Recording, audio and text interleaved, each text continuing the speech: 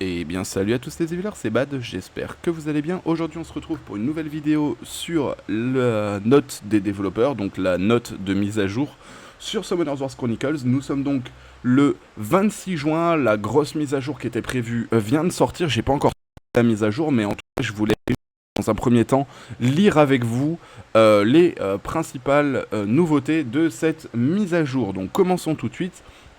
Alors, salutations de Summoners Wars Chronicles, blablabla, notice du 26 juin avec les dates de sortie, mais elle est déjà sortie au moment où je tourne la vidéo. Amélioration du confort affichage des informations du personnage. Donc les informations de monstres et de l'invocateur pourront désormais être consultées par les membres de la guilde et les amis, même si l'option de partage est désactivée. Donc là où c'est bien, c'est que ça va vous permettre, en fait, si vous croisez un guildmate en RTA ou un guildmate en combat d'occupation, et vous vous dites, bah mince, comment est-ce qu'il rune ces monstres? Avant, vous pouviez le voir quoi qu'il arrive, maintenant vous ne pouvez plus avec le nouveau système qui fait que vous pouvez cacher vos statistiques.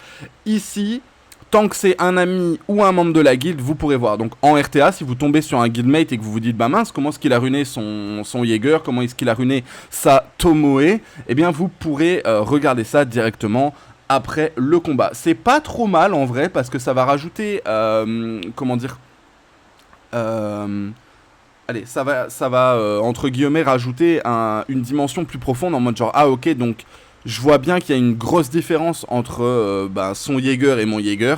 Là, ça me permet de voir comment il l'a runé, quel substat, etc. Donc c'est plutôt pas mal.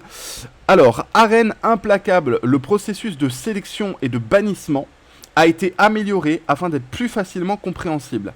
Alors, comment ça? Parce que pour moi, c'était relativement simple, hein. Vous choisissiez un monstre, l'adversaire en choisissait deux. Vous choisissiez deux monstres, l'adversaire en choisissait un. Première phase de pré-ban, vous bannissez un monstre parmi les trois. C'est pas compliqué. Deuxième phase, on refait la même chose, c'est juste que vous pouvez mettre deux monstres. Donc, soit vous mettez un monstre, votre adversaire en met deux, soit l'adversaire met un monstre, vous en mettez deux. Et puis ça finit par le dernier qui met un, et ensuite vous bannissez parmi les deux derniers monstres. Donc, pour moi, c'était assez clair. Maintenant, à voir comment est-ce qu'ils l'ont modifié, mais voilà. Constellation, ok. Lors de la déverrouillage groupé, lors du déverrouillage groupé, merci la trad, les constellations seront désormais déverrouillées jusqu'au numéro disponible maximum. Ok. Une description des caractéristiques de chaque constellation sera désormais affichée dans la fenêtre de changement de constellation. Alors, une description des caractéristiques de chaque constellation sera désormais affichée dans la fenêtre de changement des constellations. Ok, ça c'était un petit peu le truc qu'on n'avait pas. En mode genre, ok, mon archer il est en Sagittaire, mais ça fait quoi concrètement Sagittaire? Là ici, avec la mise à jour, maintenant on pourra avoir une petite phrase en mode genre, Sagittaire c'est 25% de dégâts supplémentaires, et etc. etc. Bon, j'invente, hein, c'est peut-être pas forcément ça pour Sagittaire, mais globalement vous avez à peu près compris. Alors, chemin de la croissance. Dans le donjon Cratère de Kagor, la cinématique intermédiaire ne s'affiche qu'une seule fois lors de la première tentative. Ah, ça c'est pas mal. Ok, donc ça c'est le nouveau donjon de runes. En fait, vous aviez la cinématique qui se mettait à l'infini. À chaque fois que vous relanciez le combat, en fait, vous aviez de nouveau la cinématique. Et c'était un peu relou parce qu'elle est un peu longue, donc vous perdez un peu de temps dans votre donjon. Là maintenant, ça l'affichera la première fois que vous allez taper le boss, et puis elle s'affichera plus. Donc ça c'est pas mal. Événement. Les fonctionnalités de l'événement Hôtel du Chaos ont été améliorées. Merci, je vais peut-être enfin avoir le New G Light. Après je sais pas combien de tentatives. Une animation et une icône de mise en valeur ont été ajoutées pour les récompenses principales. Mais il y en avait déjà une.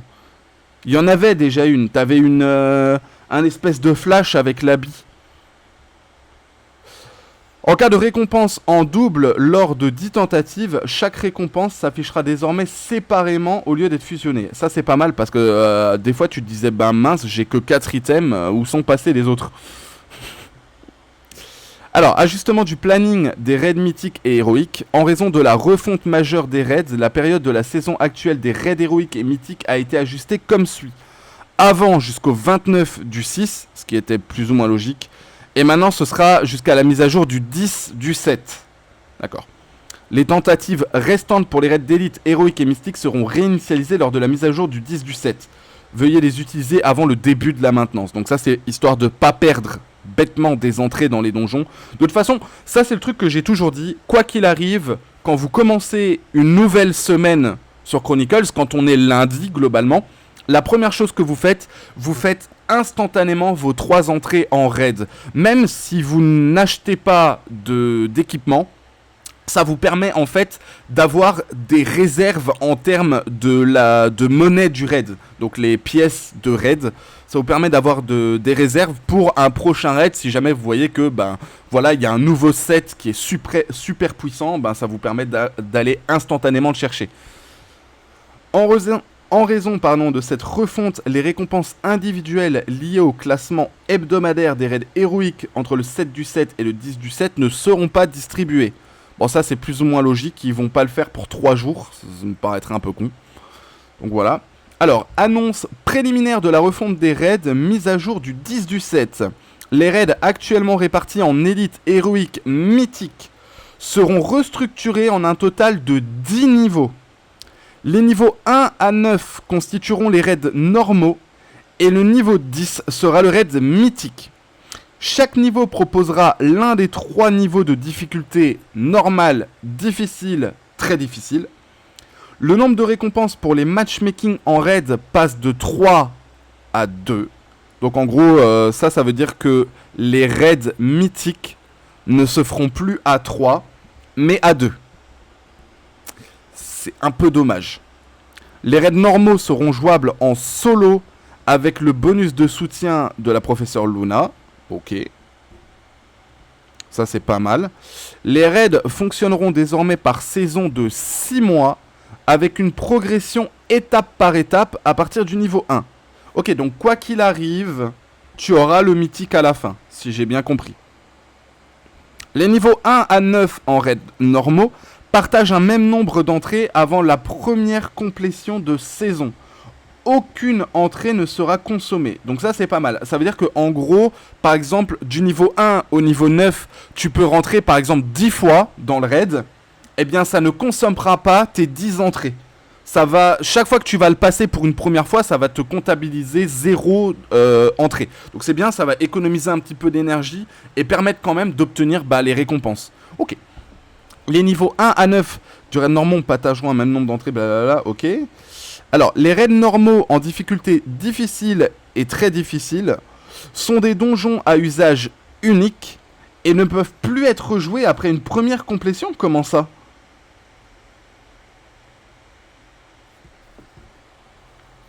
Ça veut dire que quand tu le fais en difficile ou en très difficile, tu peux plus le rejouer après, c'est basta, c'est terminé. Comment tu farmes un set complet alors ? Genre, vraie question.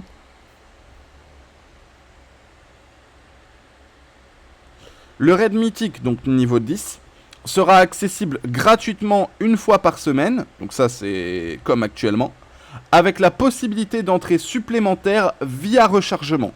Normal. Les tickets de raid et tickets de raid mythique actuellement en votre possession pourront être utilisés pour recharger vos tentatives d'entrée dans les raids normaux ou mythiques. D'accord ?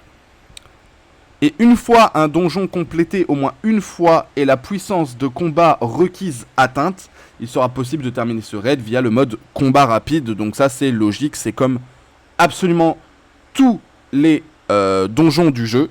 Donc voilà, les informations ci-dessous sont susceptibles d'être ajustées lors du rééquilibrage final. Les détails complets seront communiqués dans la notice de mise à jour du 18/7. Alors, en soi, si on doit faire vite fait un petit récap pour les raids, vous allez avoir 10 niveaux. Chaque niveau, donc le niveau 1, 2, 3, 4, sera en normal, difficile, très difficile. Si vous le faites en difficile, très difficile, vous ne pouvez pas rejouer le niveau. Tout le monde va le farmer en normal, mais en normal, tu vas avoir 0 récompense, quoi. Enfin, j'attends de voir un peu comment ça va se passer. Le niveau 10, ce sera le niveau mythique, et du niveau 1 au niveau 9, ce sera l'équivalent des raids actuels. Donc que ce soit raid d'élite ou raid héroïque. Quand tu farmeras le raid mythique pour la première fois, tu ne pourras plus le rejouer de la semaine, donc ça se recharge une fois toutes les semaines, et après tu as la possibilité de recharger des entrées, soit avec de l'énergie, soit avec des tickets de raid mythique, et globalement c'est à peu près ça. Ok, notice préliminaire de la refonte du système d'équipement. Alors, 3 nouveaux grades seront ajoutés aux équipements et accessoires de saison. Ok. Équipement antique brillant, 6 étoiles, niveau 0 d'éveil. Très bien. Équipement antique, 6 étoiles, niveau 0 d'éveil. Et enfin, l'équipement mythique, qui lui sera 6 étoiles, niveau 6 d'éveil. Alors pour ceux qui se posent la question, ça veut dire quoi niveau 0 d'éveil, niveau 2 d'éveil, etc. C'est la couleur des étoiles. Vous l'avez certainement déjà vu si vous avez vu les vidéos reroll de compte que j'ai déjà fait sur la chaîne YouTube. En fait, vous avez des équipements, notamment des assez vieux équipements. Hein. Les équipements là ont 1 an et demi, voire presque 2 ans maintenant. En fait, c'est tout simplement des équipements qui sont 6 étoiles, mais vous allez avoir 1, 2 ou 3 étoiles qui sont violettes pour symboliser le fait que l'équipement est éveillé au niveau 1, 2 ou 3. Ici, apparemment, les équipements mythiques, maintenant, vont passer 6 étoiles, niveau 6 d'éveil. Donc ça veut dire que tous vos équipements mythiques, si vous en avez déjà, vont instantanément prendre 6 étoiles d'éveil. Donc ça, c'est pas vraiment déconnant. Enfin, sauf si ça va nous demander de refarmer un nouveau mythique, et là, ce serait pas mal, parce que ça veut dire que ça va augmenter un petit peu la puissance de nos équipements. Donc, je suis pas contre l'idée s'ils font ça. Maintenant, si juste ça transforme notre équipement mythique, ça ne changera absolument rien, je vous le dis tout de suite. Alors, les équipements saisonniers bénéficieront d'un effet de propriété de set propre à chaque saison, applicable uniquement durant la saison de raid correspondante. Ça veut dire quoi, ça ? Applicable uniquement durant la saison de raid correspondante. Ça veut dire qu'ils vont faire un roulement avec les saisons de raid ? Pourquoi pas, voir un petit peu ce que ça va donner. Je pense pas que ce soit comme ça qu'il faille l'interpréter. Je pense que ça doit être en mode genre, pendant la saison, ils vont avoir un effet, et quand la saison est terminée, ils ont plus d'effet. Donc c'est exactement ce qu'il y a actuellement. Du coup, comme to us, pourquoi le préciser dans une note des devs si tu ne changes pas le truc ? Genre, enfin, t'as pas besoin de préciser s'il n'y a pas de changement. Vous voyez ce que je veux dire, quoi. Alors, l'effet de set saisonnier s'applique dès lors que les pièces appartiennent au même set, même si leurs grades de rareté sont différentes. Ok, ça c'est pas mal. Exemple, un set composé d'un équipement mythique 6 étoiles niveau 6 d'éveil et d'un équipement antique 6 étoiles niveau 0 d'éveil activera l'effet de set. Ça c'est pas mal, ça veut dire que même si tu n'as pas la même rareté d'équipement, ce que je déconseille encore une fois, hein, rappelons-le, ça ne sert à rien d'avoir des raretés différentes, mais ici tu conserveras l'effet de set. Donc vraiment, si vous n'avez pas d'autre choix, vous pourrez quand même compléter votre effet de set. Très bien. Chaque équipement saisonnier comportera 4 propriétés de saison. Oula, ça va avoir 4 propriétés pour la saison. Alors ça par contre c'est abusé, hein. Un nouveau système permettra d'améliorer la propriété des saisons des équipements. Ok, pourquoi pas. Les propriétés de saison ne se renforcent pas par équipement mais par emplacement. Ok, donc ça c'est bien aussi. Exemple, si vous améliorez les propriétés de saison en portant des boucles d'oreilles antiques 6 étoiles niveau 0 d'éveil A, lors des boucles d'oreilles...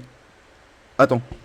Alors que des boucles d'oreilles antiques brillantes 6 étoiles niveau 0 d'éveil B du même emplacement hériteront du même niveau d'amélioration. En revanche, un collier antique 6 étoiles niveau 0 d'éveil C d'un emplacement différent ne partagera pas ce niveau d'amélioration. Bon là on a plus ou moins compris que en gros tu ne pourras pas...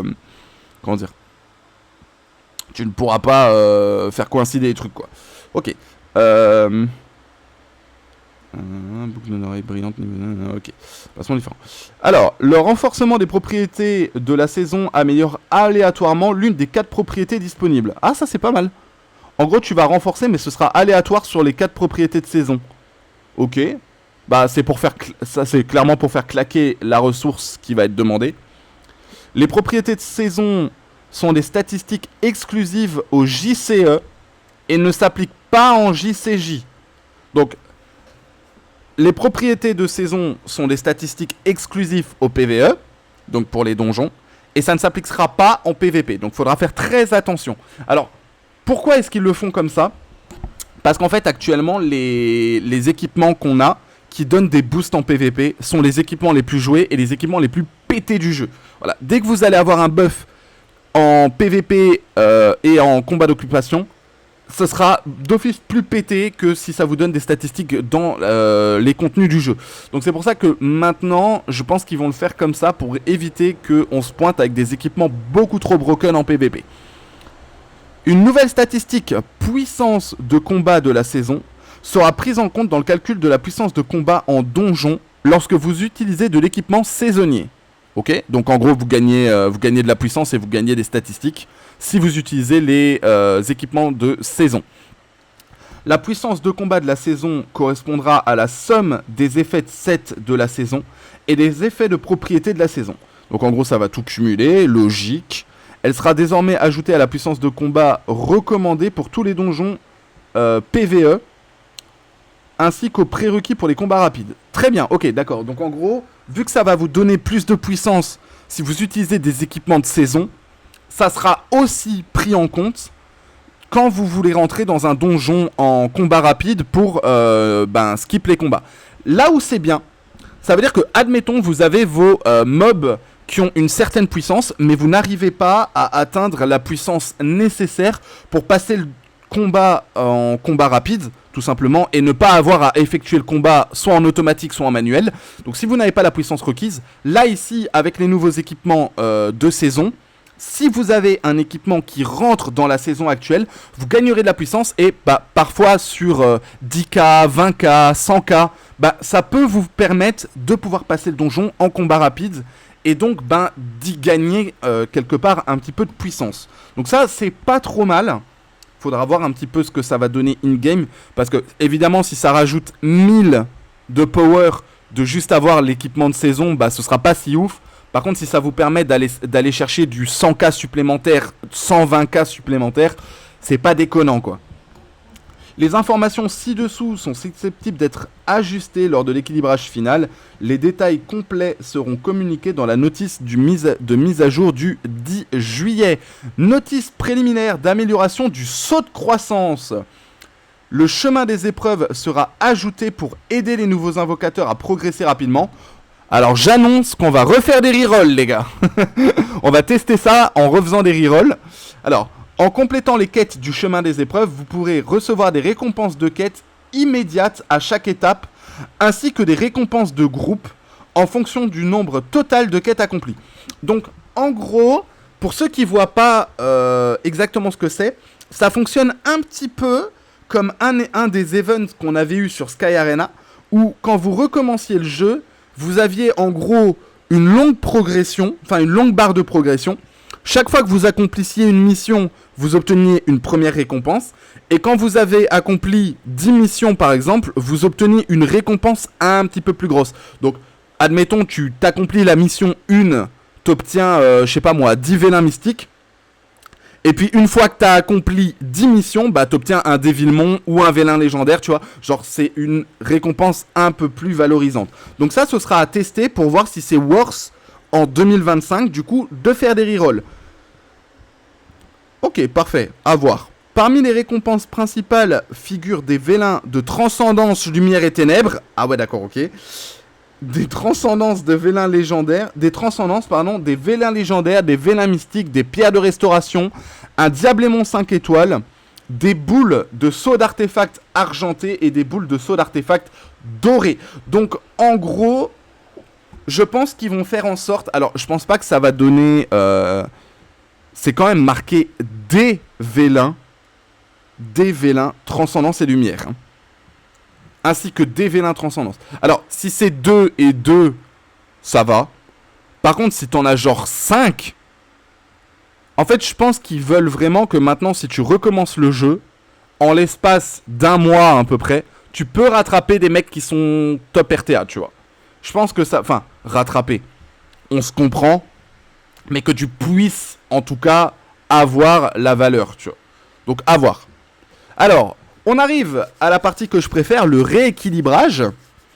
Alors, personnage. Les compétences se basent sur le niveau maximum de chaque compétence. Modification, ajout en bleu, suppression en rouge. Soleta. Alors, l'œil du faucon, donc ça c'est le passif. Alors, si le lanceur possède provocation, augmentation des dégâts infligés de 20%. Ok. Ouais, pourquoi pas. Alors, hors de portée, c'est aussi un des passifs. 10%, en attaquant, 10% de chance. Réduit le cooldown de la technique d'esquive de 1 seconde. Ok. En réanimant avec la compétence grâce, obtention de 2 esquives. Oh. Ok. Ça, c'est pas mal. Alors, pour rappel, Soleta se heal. Alors, c'est léger, hein, c'est pas un heal abusif. Mais elle se heal légèrement sur son dash. Donc, sur son esquive. Du coup, tu meurs, tu revives, t'as, je crois que c'est 25% HP.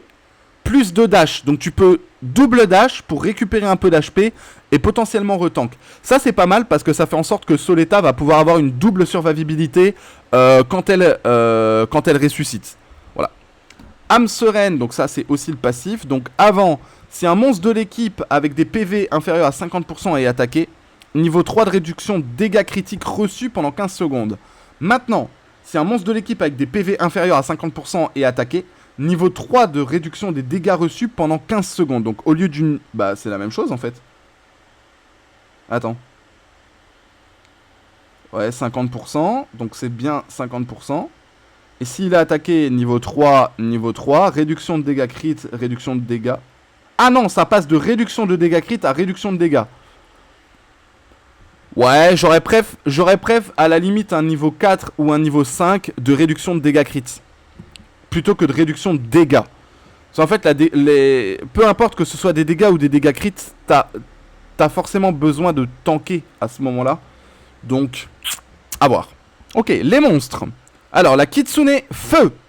Avant, cooldown 26 secondes, coût en mana 4. Maintenant, cooldown 20 secondes, donc ça descend de 6 secondes. Coût en mana 3. Pas mal. Dégâts équivalents 664% de l'attaque, 830% de l'attaque. Donc ici, on augmente la valeur des dégâts. Ouh, elle va faire mal, eh. Oh, la Kitsune Feu va faire très mal, eh. Là, je viens de voir que sur l'ulti, au lieu de 830, t'es à 1245. Feu du renard, 830, 996. Ah ouais, non, quand même, là, ça va faire mal, hein. Kitsune O. Alors... Si le lanceur a le niveau 4 de Feu du Renard, réduction Feu du Renard au niveau 10. Si le lanceur a le niveau 4 ou plus de Feu du Renard, réduction de Feu du Renard au niveau 4. Donc au lieu de réduire de 10 niveaux, tu réduis de 4. Mais ça veut dire qu'elle va cycler de zinzin, eh. Et le passif, alors lors d'un membre de l'équipe de type guerrier et assassin dont les PV sont supérieurs à 70% au niveau 1 d'augmentation des dégâts infligés pendant 14 secondes, lors du soin d'un membre de l'équipe de type guerrier et assassin avec les PV inférieurs à 50%, bouclier anti-sort pendant 14 secondes, annulation de la compétence touchée 2 fois. Alors, lors du soin d'un membre de l'équipe de type guerrier ou assassin dont les PV sont supérieurs à 30%, augmentation des dégâts infligés pendant 14 secondes. Ah ouais, donc en gros, quoi qu'il arrive, elle va le mettre, l'augmentation des dégâts infligés. Et lors d'un soin d'un membre de l'équipe de type guerrier assassin avec les PV inférieurs à 80%, donc si les PV sont inférieurs à 80%, bouclier anti-sort pendant 14 secondes. Donc en gros, si t'as 79% d'HP au moment du heal d'un de ces monstres-là, tu gagnes une augmentation des dégâts et un bouclier anti-sort. C'est pas mal. C'est pas mal. À voir un peu, mais ça va. Alors, Kitsune 5 étoiles, vent. Dégâts équivalents à 747% de l'attaque, destruction des PV max de la cible de 50% des dégâts. Ouh, c'est fort ça. Dégâts équivalents à 747% de l'attaque, ignore les effets de réduction de dégâts de la cible. Je préfère ça. Honnêtement, je préfère ça.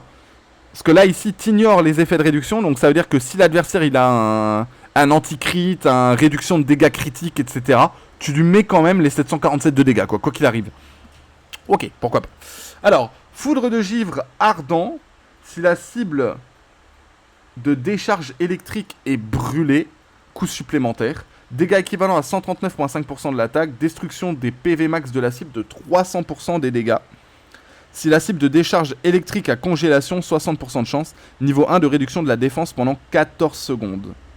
Ok, et maintenant, si la cible de décharge électrique est brûlée, coût supplémentaire, dégâts équivalents à 139,5% de l'attaque. Destruction des PV max de la cible de 450% des dégâts. Ok. Ça va détruire énormément les HP avec la Kitsune Vent, hein, je vous le dis tout de suite. Et si la cible de décharge électrique a congélation, 75% de chance, niveau 1 de réduction de la défense pendant 14 secondes. C'est un niveau 1. Donc ça va pas cycler de ouf, mais pourquoi pas. Après, en vrai, elle, avec Galion, il y a un monde, hein. Premier degré, il y a un monde, hein. Tu sors, je sais plus comment, Aran, ouais, voilà, c'est Aran l'avant. Tu sors Aran Galion, tu vas faire cycler ta réduction de défense, t'as de la congélation, la décharge électrique, bah c'est elle qui la met. Donc en vrai, pourquoi pas? Plus la réduction de cooldown de Galion, le cycling, le buff attaque, etc. Pas mal ça. Dégâts équivalents à 1045% de l'attaque, destruction des PV max de la cible de 50% des dégâts. Alors, dégâts équivalents à 1045,8% de l'attaque et ignore les effets de réduction de dégâts de la cible. Donc ça, c'est éclat de foudre Kumio en ultime. Donc c'est ça en ult. Ok. Alors, Londine O, donc Mikene. Alors, frénésie de l'eau. Donc 90% de chance, aveuglement pendant 14 secondes, supprime le niveau 2 de réduction de l'esquive pendant 20 secondes. Bon, maintenant, peur pendant 5 secondes. Oh, elle va fuir. Ok. Alors, réanimation, si tous les membres de l'équipe sont en vie, augmentation de la précision des effets du niveau 1 pendant 20 secondes. Ok. Si tous les membres de l'équipe sont en vie, augmentation du taux critique de niveau 1 pendant 20 secondes. Donc là, elle va rajouter les deux. Donc tu vas avoir buff précision, buff taux crit. Ça, c'est pas mal, ça. Ok. Réanimation ultime, bah, ça change rien, ça n'augmente même pas la durée. Ah si, ça, t'as niveau 3 au lieu de niveau 1. Globalement. Oh, pas mal ça. Et purée, réanimation en ulti, ok. Et enfin, Windy. Alors, Windy, augmentation de la défense du niveau 2 pendant 16 secondes. Augmentation de la précision des effets du niveau 2 pendant 16 secondes. Ok. Farceur, maintenant ça va fear en plus du reste pendant 4,5 secondes. Ok. Ombre de la lune, toutes les 10 secondes durant le combat. Augmentation de la défense du niveau 1 pendant 20 secondes. C'est toutes les 10 secondes. Hein. Ça veut dire que si tu gardes ton buff, toutes les 10 secondes, ça dure 20 secondes. Hein. Donc toutes les 10 secondes, tu as cumulé ta défense de ouf malade. Hein. Là, toutes les 10 secondes pendant le combat. Augmentation de la précision d'effet pendant 10 secondes. Ah! Donc en fait, là, tu cycles à l'infini ta prék-effet niveau 1. Mais tu n'as plus le buff défense. C'est dommage, ça c'était pas mal, hein. Ça c'était bien, les gars. Alors, augmentation de la défense niveau 3 pendant 20 secondes. Augmentation de la précision des effets niveau 3 pendant 20 secondes. En dents même, d'ailleurs. C'est même pas... C'est pas pendant, c'est en dents.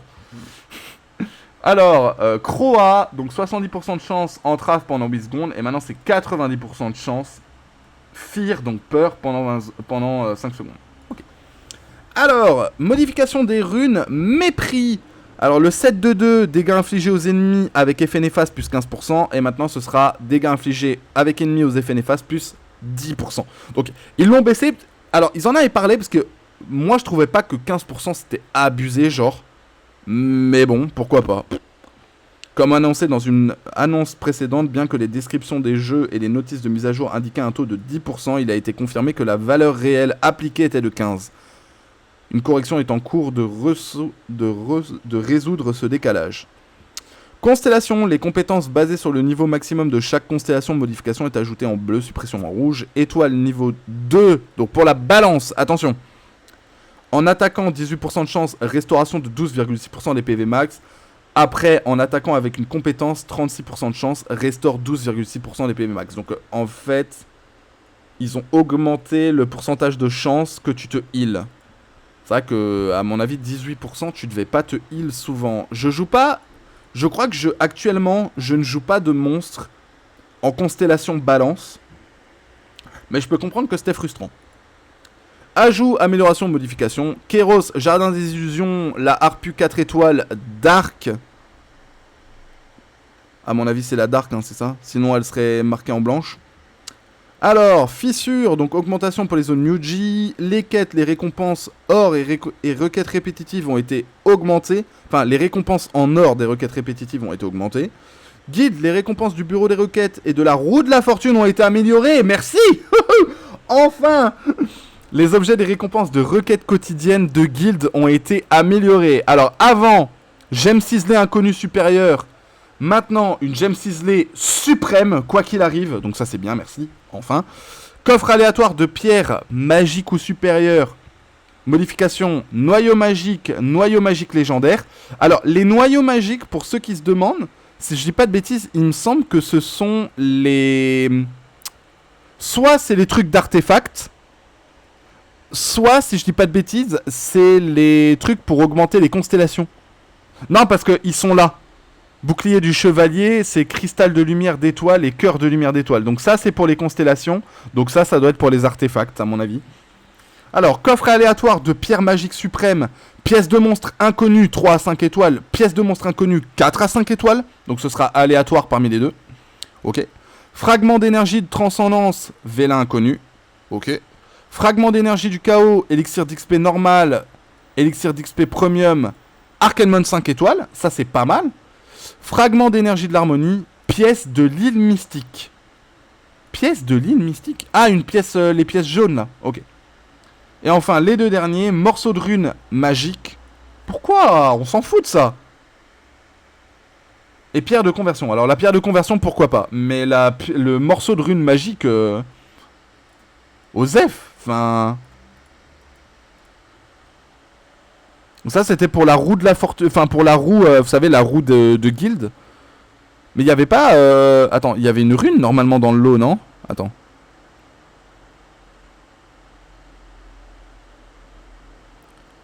Mais il y avait une rune normalement, tu sais, tu pouvais avoir une rune et souvent c'était une rune verte, genre. Ultra nulle, genre. Enfin bref. Bon. Alors, la récompense du montée de niveau du bureau des requêtes. Alors, le niveau 1, pièce de guilde x 1000, pièce de guilde x 2000, merci. Souffle de vie x 10, souffle de vie x 80. C'est 80, c'est ça hein? Ouais.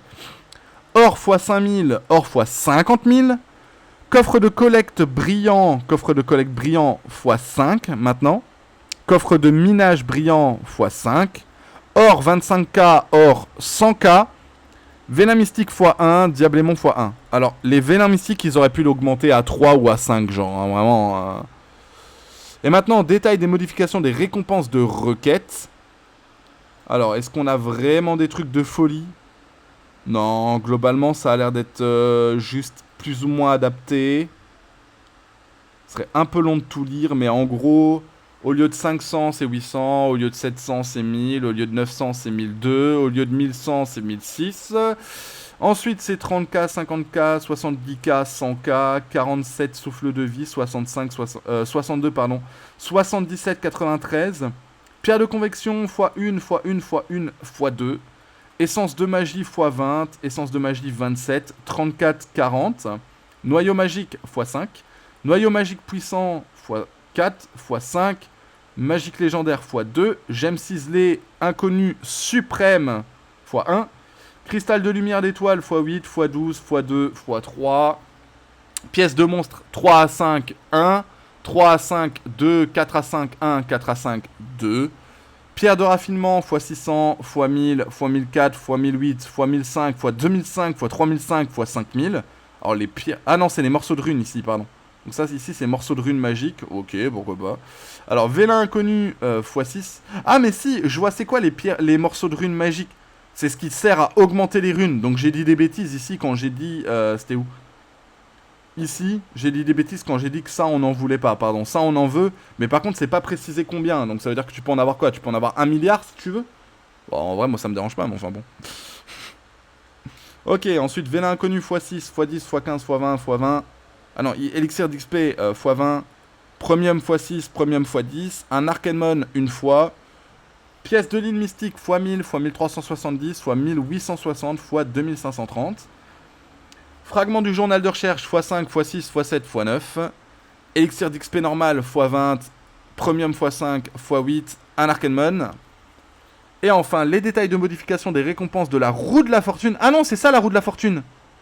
Ok, d'accord. Alors, pièce de monstre 3 à 5 étoiles x 5, ça ne change pas. Rune rare 4 étoiles à héroïque 6 étoiles. Rune 6 étoiles héroïque à mythique. Enfin, merci. Merci. Parce que ça, vraiment, ça va faire du bien. Vous imaginez même pas à quel point. Souffle de vie entre 25 et 60, la quantité augmentée. De combien? Enfin, quantité augmentée, oui. De combien? Genre c'est bien de le préciser, tu vois. Parce que quantité augmentée, bah ça passe de 25 à 60 à 30 à 65. Ouh là là, tu vois, genre quantité, elle a augmenté de fou, gros de fou. À voir un petit peu ce que ça va donner, mais bref. Alors, or, entre 12 500 et 27 500, quantité augmentée, encore une fois, de combien? Vélin mystique, ça change pas, ça reste un vélin mystique. Mais au lieu d'un x1, fais un x5, quoi. C'est une dinguerie, tu donnes pas plus de chance aux joueurs. C'est pas parce que au lieu de donner un vélin mystique, parce que le nombre de fois, les gars, où tu tombes sur vélin mystique, en un an, je pense que tomber sur le vélin mystique, ça a dû m'arriver 2 fois, genre. Donc si tu donnes 5 au lieu de 1, ça change rien. Justement, quand tu tombes sur ton 1 fois ou 2 fois par an, quand tu tombes sur ton vélin mystique, t'es content. Parce que moi, la plupart du temps, les gars, la plupart du temps, j'ai l'énergie ou la vieille rune éclataxe. Voilà ce que j'ai la plupart du temps.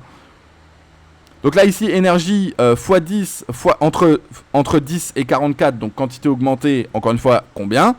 Poudre magique x1, pierre de raffinement entre 600 et 5000. Oula. Ok. Bon, je dis pas non, hein. Essence aléatoire entre 10 et 55, là, ça sera entre 60 et 600. Ah, mais c'est de magie. Ah. Mais non, pourquoi t'as pas laissé en aléatoire? Ça évite d'aller farmer Kéros, bro.